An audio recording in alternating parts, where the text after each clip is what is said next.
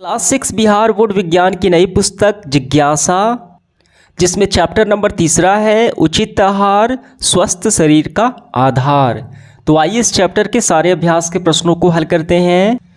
देखिए यहाँ पे प्रश्नों की कुल संख्या 13 दी गई है। देखिए प्रश्न क्रमांक पहला क्या है, निम्नलिखित में से असंगत को चुनें और कारण बताएं। यानी यहाँ पे क और ख दो सवाल है। असंगत यानी जो इनमें से भिन्न है, अलग है, उसको चुनना है और चुनने का कारण भी हमें उचित बताना है। ठीक है, अलग चना है क्योंकि ज्वार बाजरा जो है रागी सभी मोटे अनाज है, जबकि चना एक दलहन है, दाल वाली फसल है।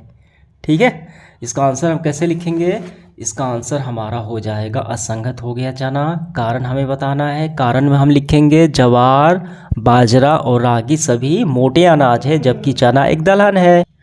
दूसरा सवाल देखिए क्या है, राजमा मूंग सोयाबीन चावल, तो इसमें से अलग कौन सा है? ये जो तीनों हैं ये प्रोटीन के स्रोत है, जबकि चावल अनाज है, ये कार्बोहाइड्रेट का स्रोत है, तो चावल इसमें से अलग हो गया। तो इसमें हमारा आंसर होगा असंगत है चावल। कारण लिखेंगे राजमा मूंग सोयाबीन प्रोटीन के स्रोत हैं, जबकि चावल एक अनाज है जो कार्बोहाइड्रेट का स्रोत है, जो ऊर्जा प्रदान करता है। ठीक है, अगला सवाल देखिए, आगे बढ़ते हुए हम देखेंगे दूसरा सवाल है, भारत में पारंपरिक और आधुनिक पाक पद्धतियों की तुलना करते हुए चर्चा करें। इसका क्या मतलब है? देखिए भारत में, हमारे इंडिया में पारंपरिक और आधुनिक पाक पद्धति का मतलब होता है खाना बनाने के तरीके। तौर तरीके कौन कौन से हैं? पहले पारंपरिक मतलब पहले ज़माने के जो चले आ रहे हैं, आधुनिक मतलब नए ज़माने के। पहले ज़माने में जो खाना बनता है लकड़ी के चूल्हे पे, ठीक है, गोईठे पे बनाया जाता है, जबकि आधुनिक ज़माने में सिलेंडर पे, गैस पे। पहले प्रेशर कुकर का प्रयोग नहीं होता था, अब हो रहा है। पहले मसाले पीसने के लिए सिलबट्टे का प्रयोग होता था पत्थर पे, लेकिन आज के समय में मिक्सी है। पे आप देख सकते हैं ये पारंपरिक चूल्हा है पहले ज़माने का, ये सिलबट्टा है मसाला पीसने या अनाज पीसने के लिए। लेकिन आज के समय में क्या है, इसका स्थान ये ले लिया, एलपीजी गैस चूल्हा हो गया, और ये मिक्सी हो गया, इलेक्ट्रिक ग्राइंडर। ठीक है, तो ये दोनों का हमें तुलना करना है इस सवाल में। देखिए इसका आंसर हम ऐसे लिखेंगे, भारत में पारंपरिक पाक पद्धतियां समय के साथ विकसित हुई हैं। पहले लोग मिट्टी के चूल्हों का उपयोग करते थे खाना बनाने के लिए, और मसाले पीसने के लिए सिलबट्टे का प्रयोग किया जाता था। लेकिन आज के आधुनिक युग में गैस चूल्हे और इलेक्ट्रिक ग्राइंडर और मिक्सर का प्रयोग होता है। पारंपरिक पद्धतियां अधिक समय लेती थी लेकिन स्वास्थ्यवर्धक होती थी। दूसरी तरफ आधुनिक पद्धतियां अधिक सुविधाजनक, कम समय लेती हैं लेकिन स्वास्थ्यवर्धक नहीं होती हैं। ठीक है, स्वास्थ्य यानी खाने में टेस्ट भी नहीं आता। यानी दोनों का हमने तुलना भी कर लिया, अंतर भी बता दिया। बात समझ में आ गई?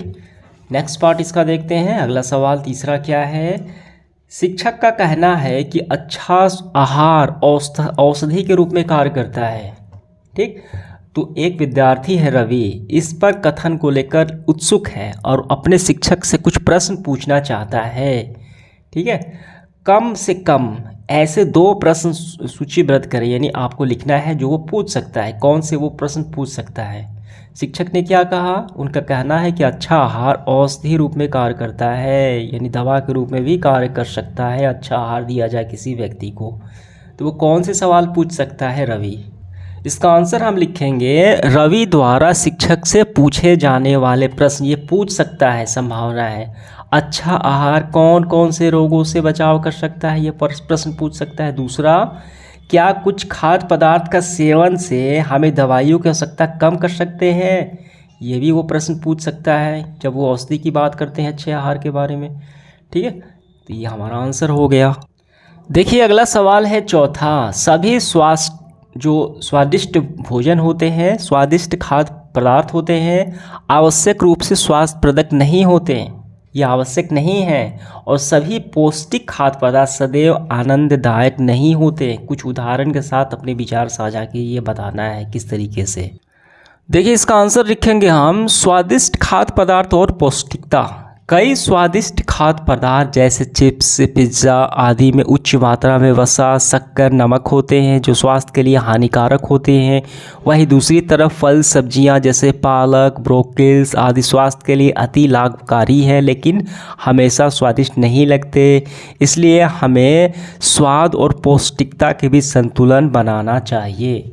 ये हमारा आंसर हो गया। ये अगला सवाल 5वां है। मेदू एक व्यक्ति है जिसका नाम है मेदू। सब्जियां नहीं खाता लेकिन बिस्किट, नूडल्स और डबल रोटी, सफ़ेद ब्रेड का आनंद लेता है। उसे अक्सर पेट में दर्द और कब्ज की शिकायत रहती है। इन समस्याओं से छुटकारा पाने के लिए आहार में क्या बदलाव करना चाहिए?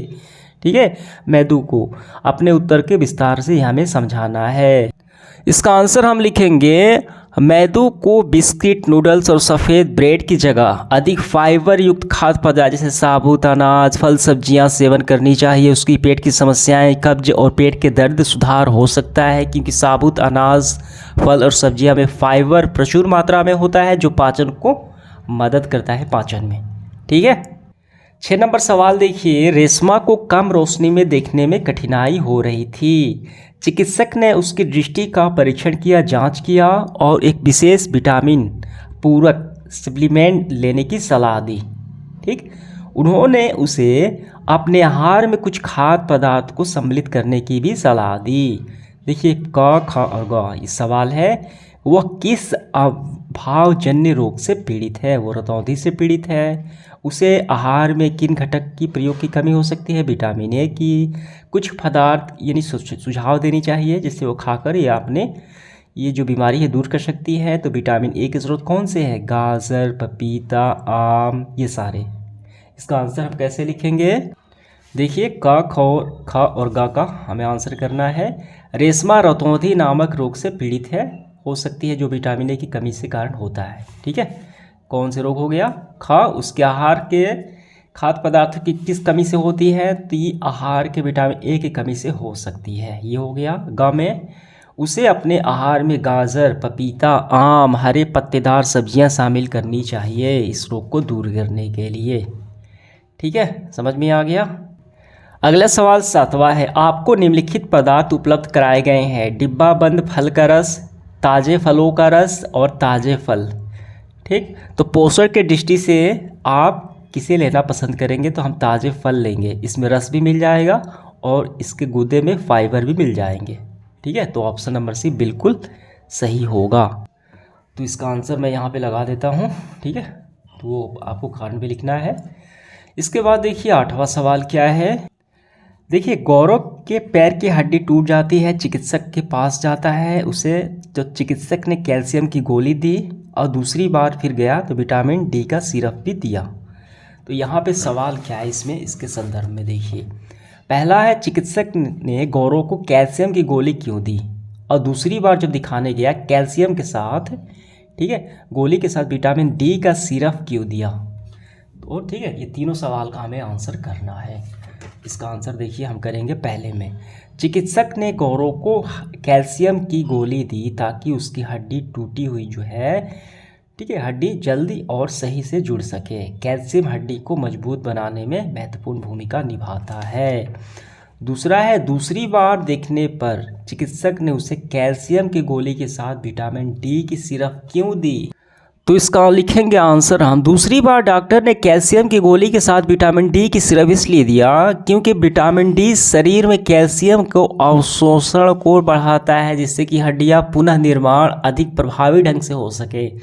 ग पार्ट देखिए, निम्नलिखित पार्ट देखिए। चिकित्सक द्वारा दी जाने वाली दवाओं के चयन के बारे में आपके मन में क्या सवाल उठता है। इसका आंसर हम लिखेंगे। छात्र इस सवाल के आधार पर सोच सकते हैं कि क्या कैल्शियम और विटामिन डी के अलावा अन्य कोई सप्लीमेंट भी दी जा सकती है जो हड्डियों के मरम्मत और स्वास्थ्य को अधिक प्रभावी बना सकते हैं। ठीक है, अगला सवाल देखिए 9 नंबर क्या है। चीनी कार्बोहाइड्रेट का एक उदाहरण है। चीनी का परीक्षण जब आयोडीन विलयन में किया जाता है तो इसका रंग नीला काला नहीं होता। इसका संभावित कारण क्या हो सकता है? जब इस पे आयोडीन डाला जाता है तो नीला काला नहीं होता। इसका संभावित कारण हम क्या लिखेंगे? इसका संभावित कारण यह हो सकता है कि चीनी एक सरल कार्बोहाइड्रेट है, इसमें स्टार्च नहीं होता। स्टार्च होगा तो आयोडीन के परीक्षण में ये नीला काला जो है ये नीला काला हो जाएगा, लेकिन यहाँ पे नहीं होता है। ठीक है, स्टार्च की अनुपस्थिति ये दर्शाता है। इसका आंसर हो गया।